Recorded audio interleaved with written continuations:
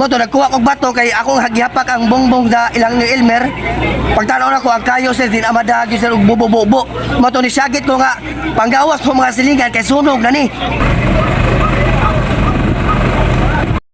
Dakop kay sikit-sikit ra mga balay. Isip din ang mga bata kay di na ni mada sunog na gini. Panggawas mo kay sunog na ni di na mada na to ni.